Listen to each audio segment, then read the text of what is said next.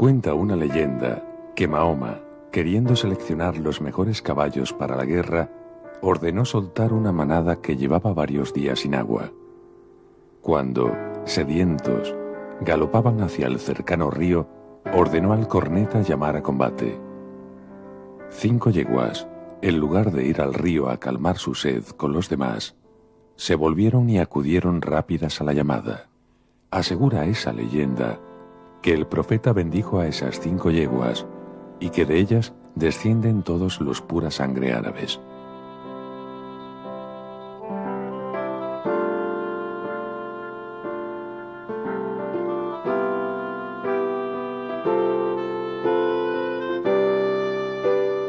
Estas míticas yeguas se dice que poseían diferentes cualidades, tanto morfológicas como de carácter, dando origen a las 5 familias de caballos árabes que tomaron sus nombres de ellas: Koeilah, Obayah, Hamdani, Saklawi y Habdad, a quien también llamaron Muniki.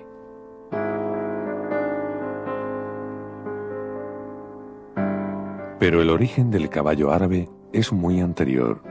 Se sabe que unos 50.000 años antes de Cristo, manadas de caballos salvajes habitaban amplias zonas de la península arábica y Egipto. Para las tribus nómadas del desierto, los beduinos, el caballo era uno de los bienes más preciados. No sabemos si fueron los primeros en domarlo. En todo caso, fueron los grandes promotores de esta raza. No mezclaban sus caballos con los de otra casta y los seleccionaban tratando de obtener un animal dócil a la vez que veloz y resistente, capaz de soportar la dura vida del desierto. A ellos habría que atribuir en gran parte el mérito de que el caballo árabe haya mantenido sus características y pureza de sangre hasta nuestros días.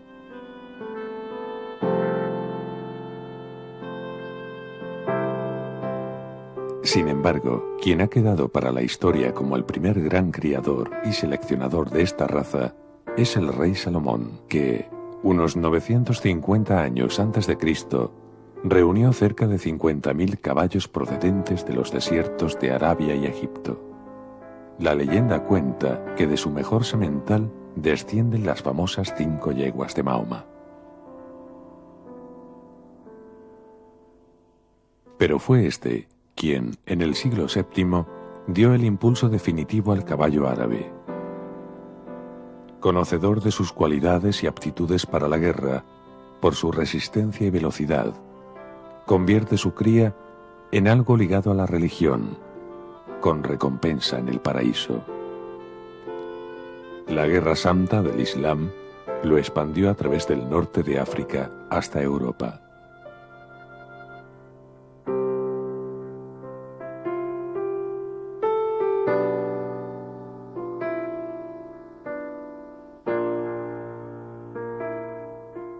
El caballo árabe no deriva de ninguna otra raza, sino que es una raza primigenia. Por ello, sus caracteres predominan al cruzarse con otras y está presente en la creación de muchas de las actuales, como el pura sangre inglés. Ha sido el mejorador de razas por excelencia.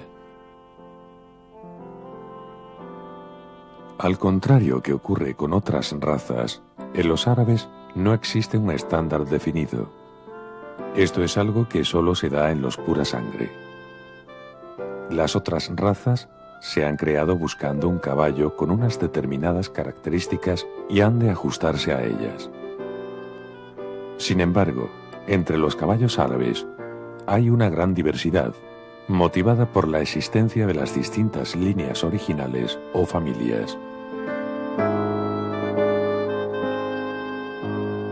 Pero dentro de esta diversidad hay unas características comunes que lo hacen inconfundible. En su pequeña cabeza, con la frente ancha, plana y el perfil típicamente cóncavo, destacan unos ojos grandes y expresivos. El hocico es pequeño y delicado, con unos grandes hollares. Su cuello es largo, algo arqueado, de porte elegante. Es un caballo fuerte y compacto, con un tórax amplio y profundo, un lomo ancho y cuartos traseros fuertes y bien musculados.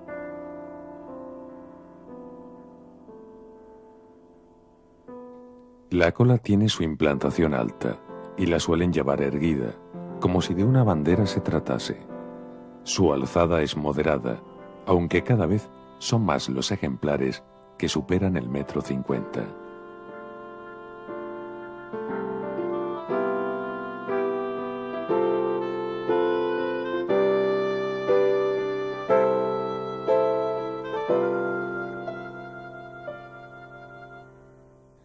Todos estos rasgos le confieren una singular y espléndida belleza.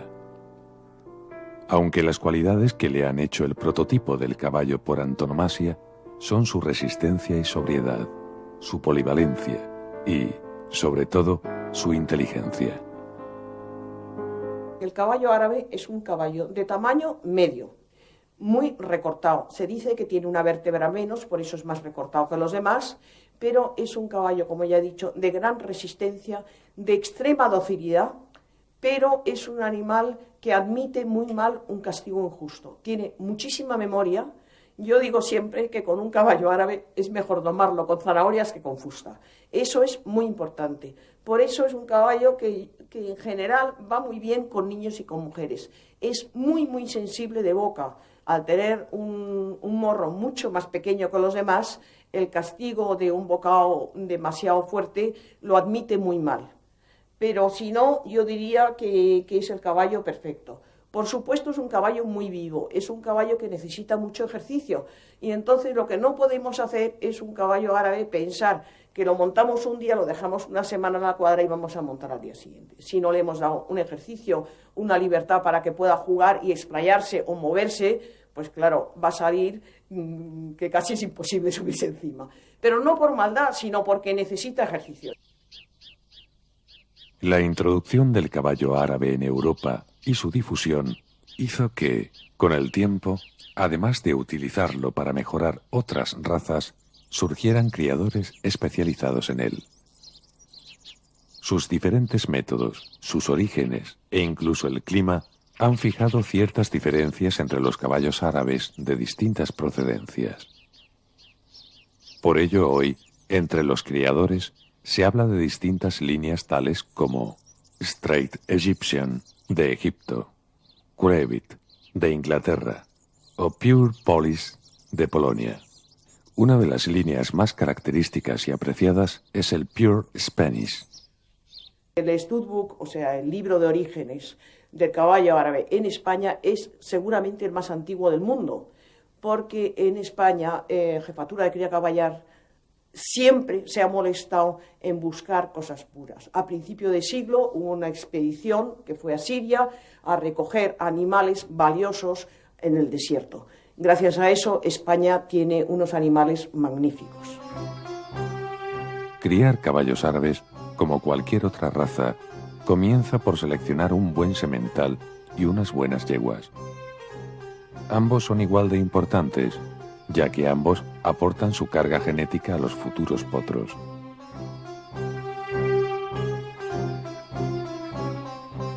En algunos países, como Alemania, existe un riguroso control para poder criar con un semental e inscribir sus productos. Esto garantiza un nivel de calidad para toda la cabaña de esos países. En otros, como ocurre en España, existe total libertad a la hora de utilizar un semental, aunque el mercado, cada vez más competitivo e internacionalizado, requiere productos de mayor calidad, obligando a utilizar yeguas y sementales contrastados. Hoy no tiene sentido criar caballos mediocres o simplemente buenos.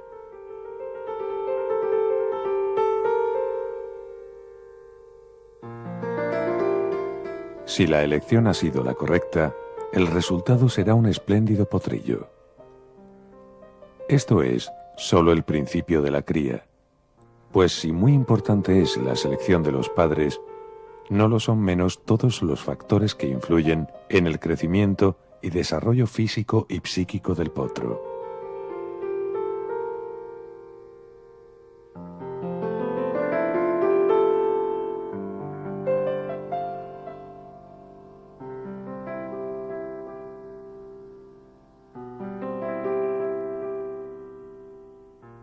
Desde que nace hasta el destete, generalmente, alrededor de los 6 meses de edad, el potro permanece junto a su madre, en el mismo box que ellas cuando tengan que estar en las cuadras, y el resto del tiempo, que será el máximo posible, en el campo.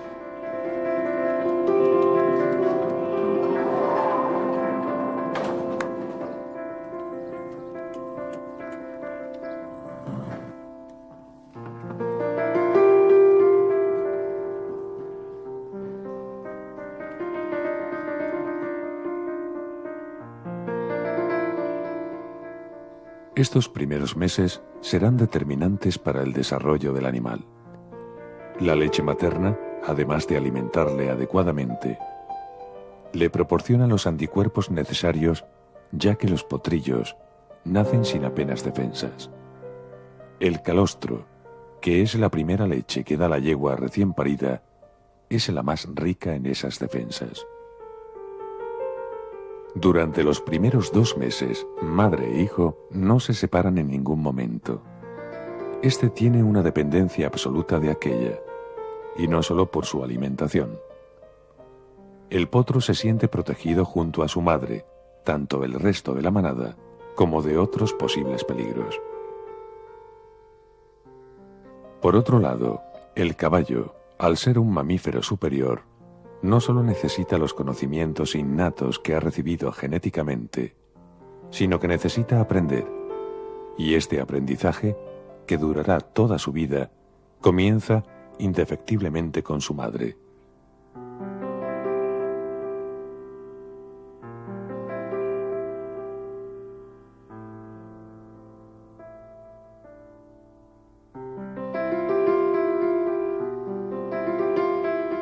A medida que crecen, esta dependencia se va haciendo menor.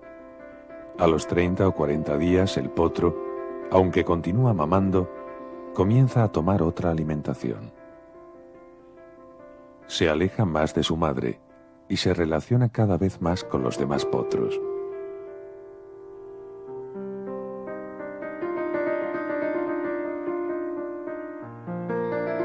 El caballo es un animal gregario por naturaleza. Cuando vive en libertad, lo hace en manadas, con una jerarquía muy estricta. Los potros comienzan muy pronto a establecer esa jerarquía entre ellos, a la vez que aprenden un lenguaje muy rico y complejo para relacionarse, a base de gestos y actitudes. El hombre, para tratar a los caballos, ha de fijar su puesto dominante en esa jerarquía. Antes, generalmente, se establecía la doma, mediante la fuerza, el castigo y el agotamiento. Hoy son cada vez más los partidarios de aprovechar los conocimientos que actualmente se tienen sobre la psicología y el comportamiento del caballo para realizar una doma más positiva a base de ganarse su confianza.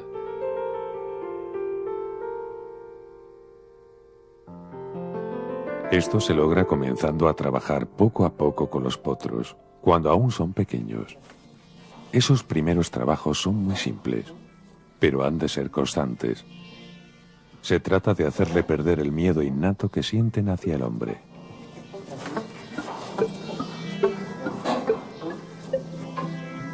Levantar y limpiar, o simplemente dar unas palmadas en el casco, lo prepara para el manejo que más adelante habrá de soportar cuando llegue el momento de herrarlo.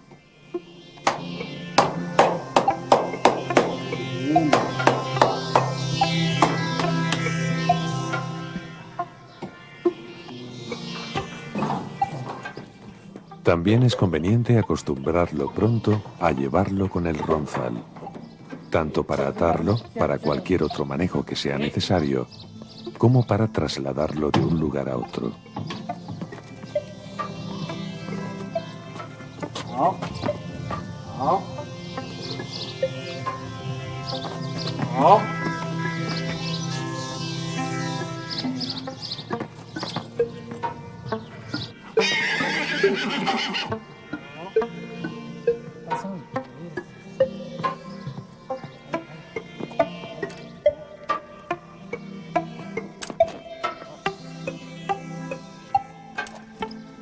Esta forma de desbravar a los potros requiere paciencia, dedicándole un poco de tiempo cada día. Para que dé resultado, hay que ser muy constante y hacer cada paso de una manera resuelta y decidida, pero sin violencia.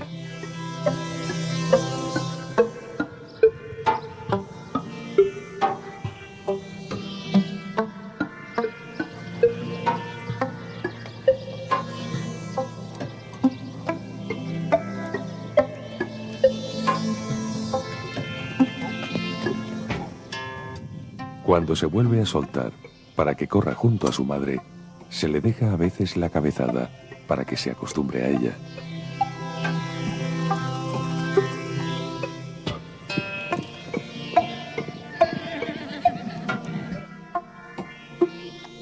El resultado de estos trabajos se deja notar en poco tiempo y lo sabremos apreciar cuando necesitemos manejar a un potro con más edad y por tanto mucho más poderoso. Al final, tendremos un caballo que se deja limpiar o herrar sin ningún problema.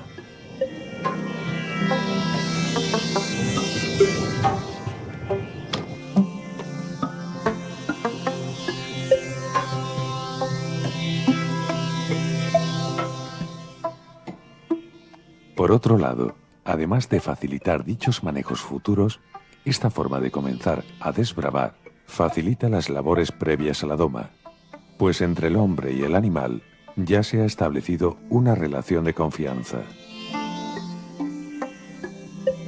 Cuando comencemos a dar cuerda al potro, no necesitaremos ya dar trallazos ni aplicar castigos violentos, sino que aprenderá a obedecer la voz y los gestos de quien lo dirige. De todas formas, hay que tener en cuenta que el caballo y el hombre tienen distinta percepción del dolor, y lo que para nosotros es algo insufrible, no lo es para un caballo.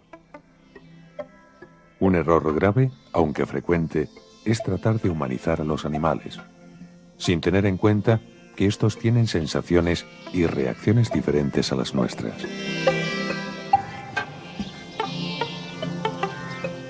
El siguiente paso consiste en cargar poco a poco algo de peso sobre el lomo. Primero, una simple manta y después una silla ligera. Paulatinamente, a lo largo de varios días, iremos aumentando el peso, siempre de forma gradual, hasta que, finalmente, sea montado.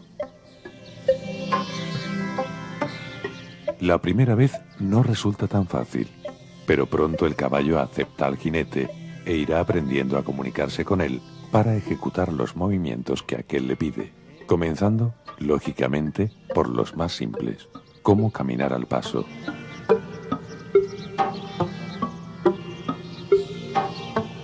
Paralelamente, al ser el caballo árabe un caballo muy polivalente en cuanto a su uso para el deporte, en muchas yeguadas se seleccionan según las aptitudes que posean de cara a las diferentes disciplinas. Así, la primera prueba suele ser valorar la aptitud que posee cada ejemplar para el salto. Para ello, se le hace correr en el callejón, un estrecho pasillo ovalado en el que se colocará el obstáculo, que primero serán unas simples barras en el suelo, que le obliguen a dar los trancos precisos en los huecos, para pasar poco a poco a saltos en altura.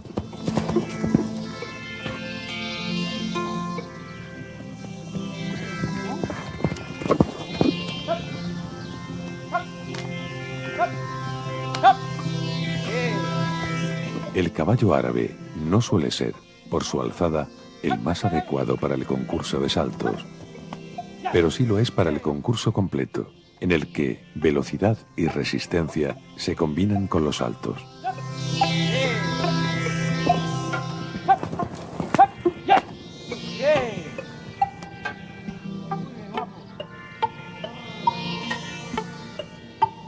Los caballos veloces y buenos saltadores pasarán a prepararse para los completos, comenzando, igualmente, por saltar al principio pequeños obstáculos cuya altura se irá incrementando poco a poco. El caballo árabe es un animal muy polivalente que, sin ser tan veloz como el pura sangre inglés, es muy veloz. y sin saltar como un hannoveriano, salta muy bien. Además, es un caballo muy resistente y valiente. Ninguna otra raza es tan completa. Pero la prueba en la que reina el caballo árabe es el Rai. Por supuesto, en orígenes, como era un caballo del desierto, tenía que aguantar horas y días casi sin comer, casi sin beber y con gran esfuerzo. Pero, pues porque era un caballo tan bello y por llevarlo a los campeonatos, esto se fue dejando un poco de lado. Ahora se está volviendo, se ha descubierto que es el caballo en resistencia y en largas distancias que mejor va. En todas las pruebas en que está abierto a todas las razas, la mitad, se puede decir, son árabes puros y casi de la otra mitad, por lo menos un 50%, otra vez son caballos cruzados con árabes. Hay que decir que los rides, lo normal, son 160 kilómetros ya los campeonatos nacionales. Y la mayoría de las veces los ganadores son caballos árabes. Por ejemplo, 3 veces seguidas, y es cada 2 años, un caballo árabe de origen americano, o sea, con una amazona americana, ganó el campeonato del mundo. Quiere decir que ese caballo estaba en pleno poder de facultades 6 años, porque es cada 2 años.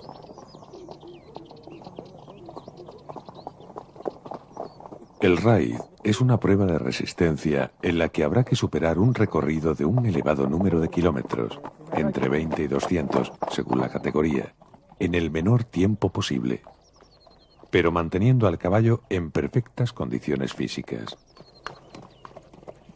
Para verificar esto último, se establecen controles veterinarios que examinan al caballo y comprueban su recuperación en un tiempo determinado. No es, por consiguiente, una carrera de larga distancia en la que vence simplemente quien primero cruza la línea de meta, sino que consiste en mantener un ritmo que, siendo adecuado para no agotar al caballo, permita hacer el recorrido en menos tiempo que el resto de rivales. En este tipo de pruebas, que generalmente son abiertas a todas las razas, quienes marcan la diferencia son los caballos con sangre árabe, sean o no puros.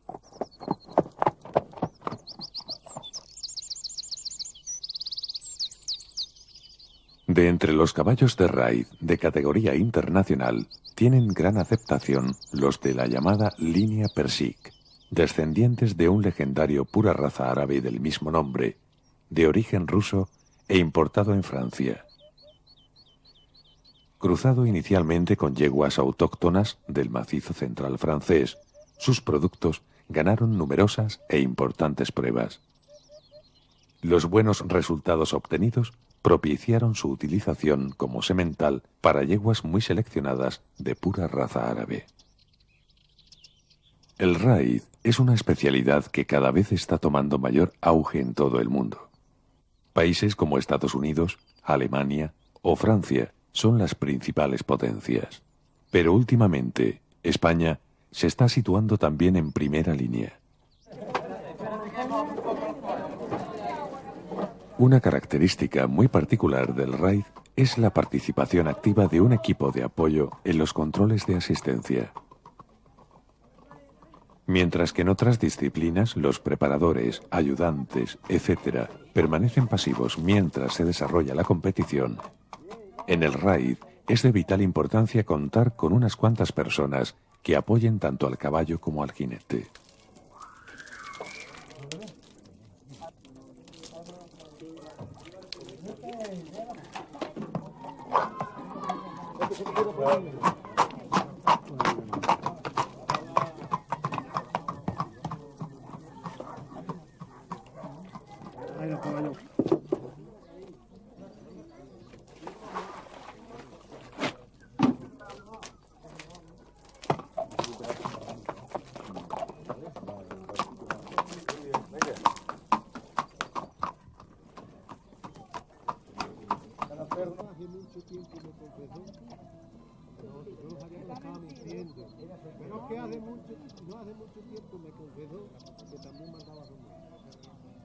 Otra característica de los raids son los controles veterinarios, pues como hemos visto, no es suficiente con llegar. El caballo ha de hacerlo en buenas condiciones. esto está perfectamente reglamentado. Un aspecto fundamental es el tiempo de recuperación.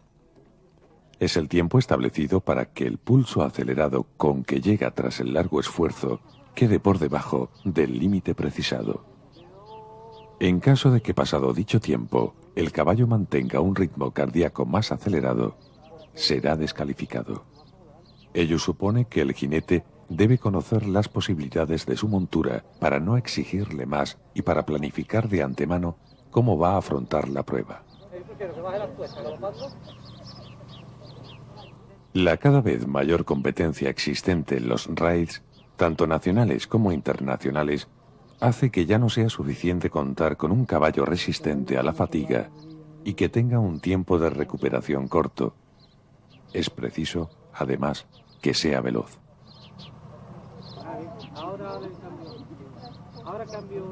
Buscando precisamente un caballo tan resistente como el árabe, pero con mayor alzada, y que al mismo tiempo fuese veloz como el pura sangre inglés, fue como se creó el anglo-árabe.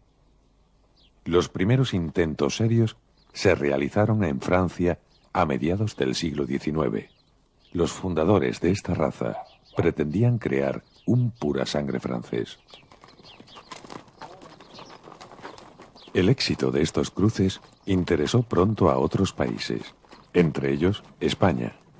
En 1883 se creó el libro Registro del Caballo Anglo-Árabe de España.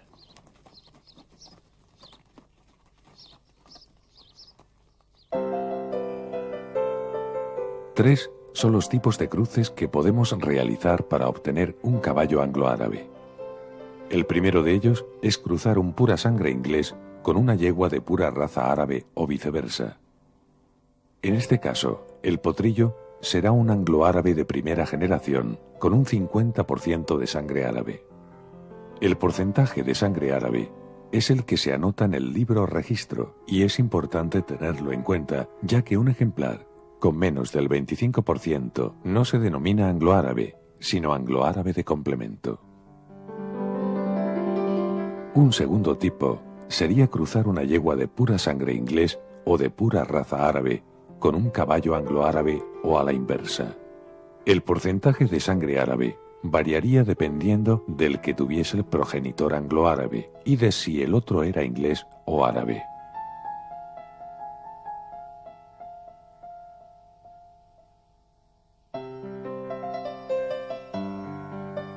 El tercer tipo de cruce sería hacerlo con ambos padres anglo-árabes. En este caso, el porcentaje de sangre árabe también variaría en función del que tuviesen ambos padres.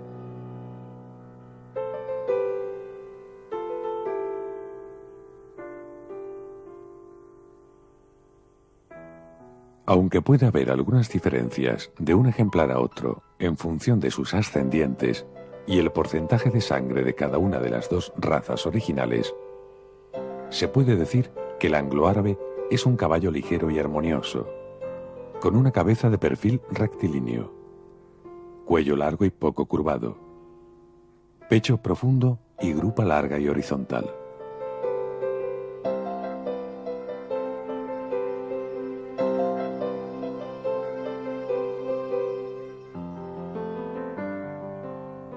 Por sus orígenes, basados en dos puras sangre, el anglo-árabe es un mejorador de razas.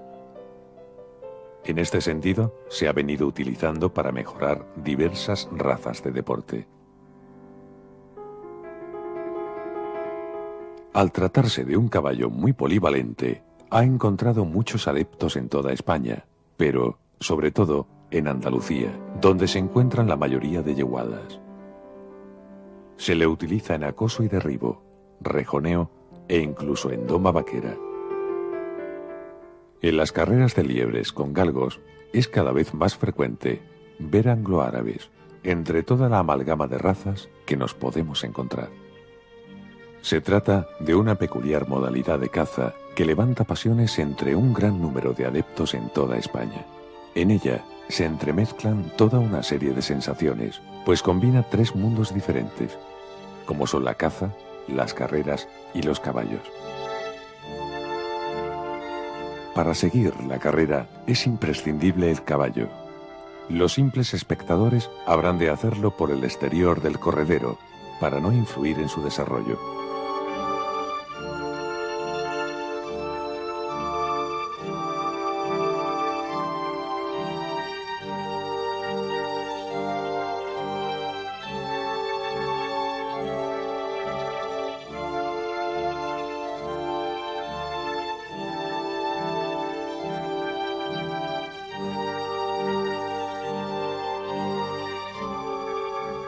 Los jueces y los propietarios de los perros habrán seguido la carrera más de cerca para poder valorar a cada uno de los galgos.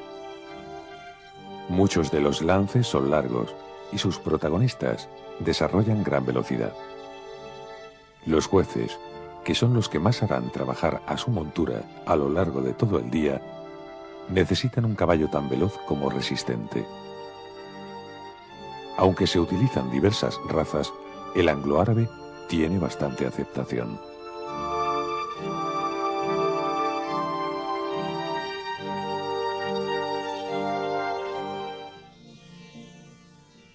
Si en todas las razas es muy importante la selección para conseguir buenos animales, en la cría de caballos anglo-árabes es más importante si cabe, pues se trata de un caballo de deporte en el que prima la funcionalidad, pero sin descuidar la morfología. La Asociación Española de Criadores de Caballos Anglo-Árabes, preocupada por mejorar la raza, ha creado un centro de entrenamiento y selección.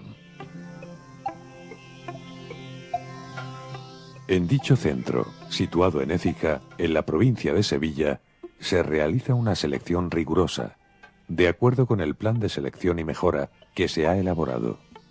Para ello, los potros se entrenan e incluso se doman en él, de forma que llegado el momento de la selección, todos hayan recibido el mismo entrenamiento. Es este un método innovador en España e incluso en otros países europeos.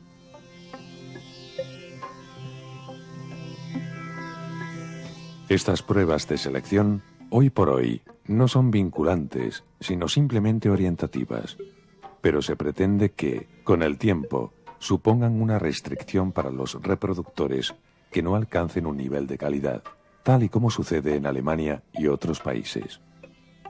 Este centro ha participado en un proyecto para establecer criterios de funcionalidad del caballo anglo-árabe a través de un análisis biomecánico que han realizado en colaboración el Departamento de Fisiología de la Facultad de Veterinaria de Córdoba y el Instituto Nacional de Educación Física.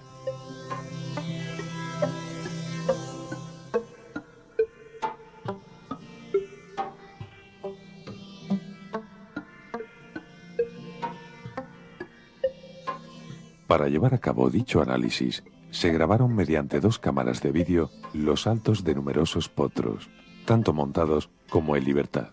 Estos últimos se realizaron en el callejón del centro de selección.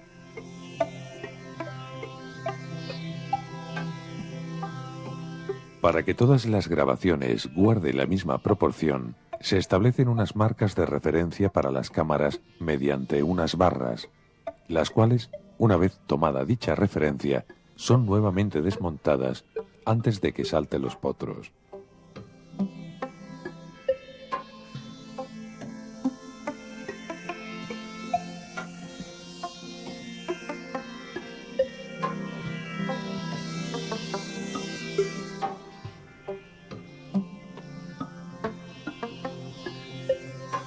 Una vez grabadas todas las imágenes, se digitalizan y se almacenan en un ordenador.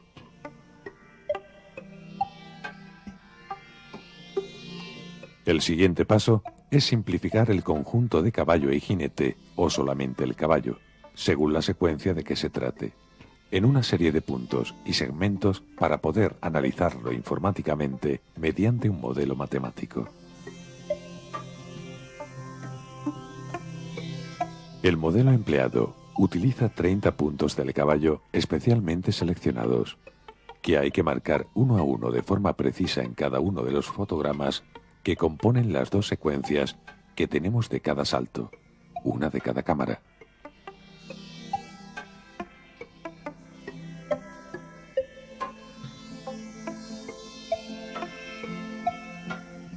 resultado es un conjunto de puntos que representan al caballo en movimiento. Con ellos, el programa informático elabora un modelo tridimensional simplificado que reduce el conjunto de jinete y caballo a unas pocas líneas, que nos permitirán calcular cualquier tipo de variable que la investigación requiera.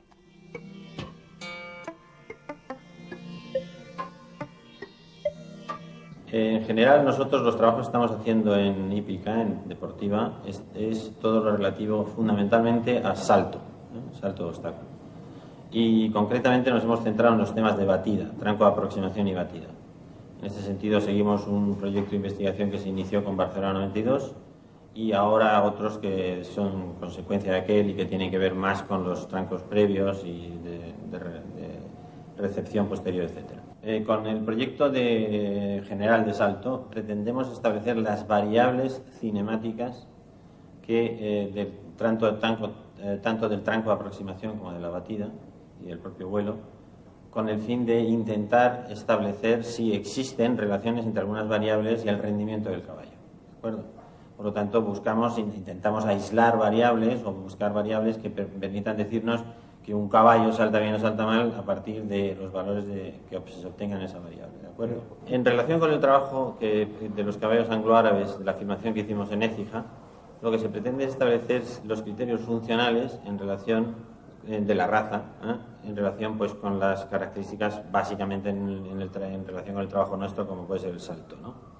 Entonces, lo que hicimos fue una afirmación, como se ha visto, de unos caballos jóvenes, con el fin de determinar si, desde el punto de vista biomecánico, existen criterios que permitan determinar la funcionalidad de cara al salto de esos caballos. El problema que tenemos con los caballos de anglo-árabes es que no tenemos una muestra suficientemente grande que nos permita decir si de todas las variables que estamos analizando, algunas de esas variables son las que tenemos que ver y estudiar en los caballos jóvenes para predecir su futuro deportivo.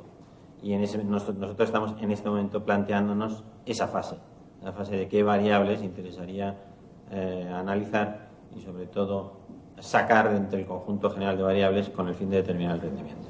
Los resultados de estos proyectos de investigación ayudarán de manera eficaz a realizar una correcta selección de los potros como caballos de deporte. En este caso concreto, para el salto o el completo. En otros, para las carreras o el raid.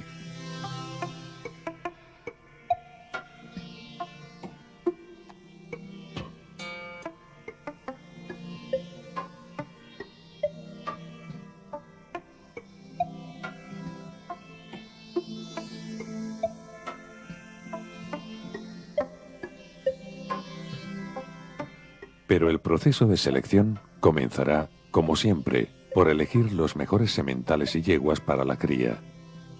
En algunos países, a los futuros sementales se les inscriben determinadas competiciones, con objeto de crearle un palmarés y su calidad quede contrastada, aportando un valor añadido a su descendencia.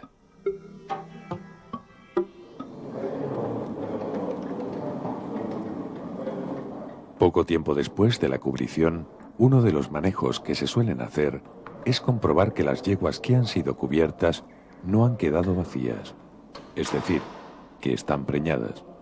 Esto, hoy día, se realiza mediante una ecografía, que permite no solo realizar dicha comprobación, sino detectar posibles complicaciones durante la gestación. Y una cosa que hace plom, plom, plom, plom, con sus cavidades, ¿lo veis? Para que está el potro cabreado. Así se le ve la cabeza que... Estas imágenes normalmente son relativamente... Yo no las veo muy a menudo, porque ya con estas fechas mete la mano... El resultado de todos estos procesos de selección y mejora habrán de ser una generación de buenos caballos, tanto en el aspecto morfológico como funcional, que, a la postre, suele ser el que más persigue el criador de esta raza. Dentro de las disciplinas deportivas en las que compite, el anglo-árabe destaca en el concurso completo y en raid, pero también es un buen saltador.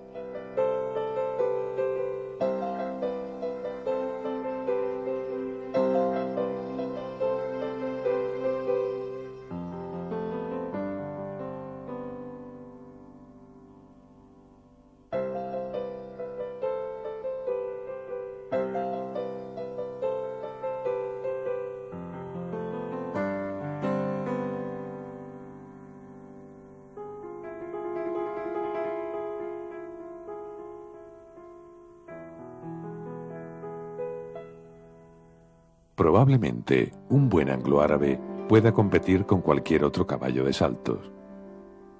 Si no se ven tantos en los concursos, es porque el número de caballos compitiendo guarda proporción con el de cría y, hoy por hoy, la cría de anglo-árabes es relativamente minoritaria.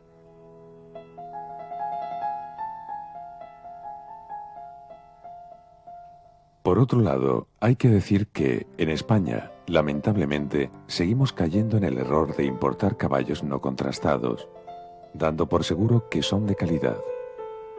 En cambio, no valoramos los nuestros, aunque hayan probado sobradamente su valía.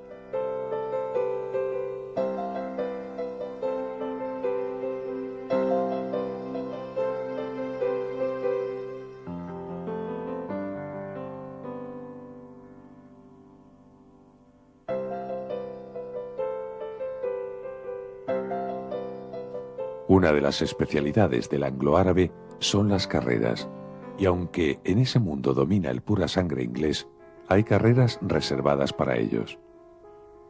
Así ocurre en las que se celebran en Sanlúcar de Barrameda, en la provincia de Cádiz, que tienen la peculiaridad de que se celebran en la playa desde 1845. De hecho, son las carreras de caballos más antiguas de España. Se dice que comenzaron alrededor de las apuestas que hacían los transportistas de pescado mientras esperaban la llegada de los barcos. Hoy son todo un acontecimiento que congrega a una gran multitud, tanto de aficionados como de simples curiosos.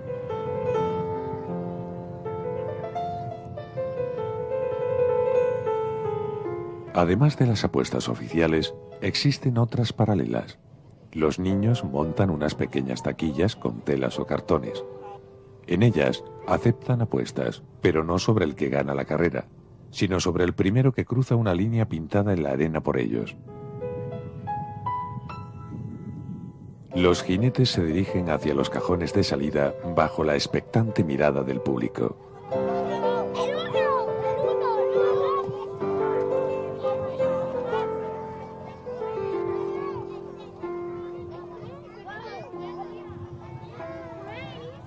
En las carreras se establece un hándicap, es decir, se suplementa con más peso al caballo en función de los premios acumulados.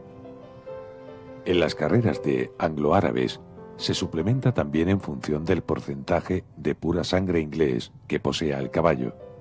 Cuando el número de inscripciones lo permite, se organizan carreras para anglo-árabes con 50% de sangre árabe o con 25%, y no se tiene en cuenta este último hándicap.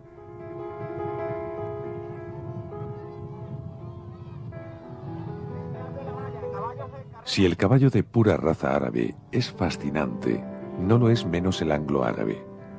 Por las venas de ambos corre sangre de los míticos caballos del desierto. En España tenemos magníficos representantes de ambos y numerosas yeguadas de sólida reputación, tanto dentro como fuera de nuestras fronteras. Para realizar este documental, hemos contado con algunas de las más representativas. Desde aquí, queremos expresarles nuestro agradecimiento.